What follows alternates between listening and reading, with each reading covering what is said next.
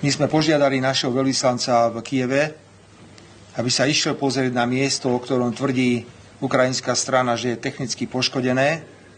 Toto nebolo umožnené našemu veľvyslancovi.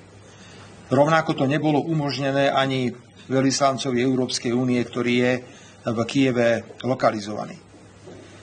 Za týchto podmienok som dnes s Viktorom Orbánom hovoril. Máme rovnaké informácie.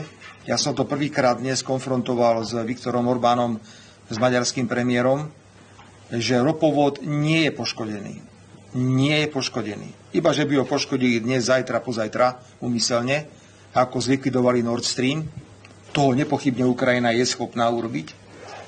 A keďže máme diametrálne odlišené názory, pokiaľ ide o technický stav ropovodu, keďže máme informácie, že ropovod je funkčný, tak je dohoda s maďarským premiérom, že budeme navrhovať inšpekčnú skupinu.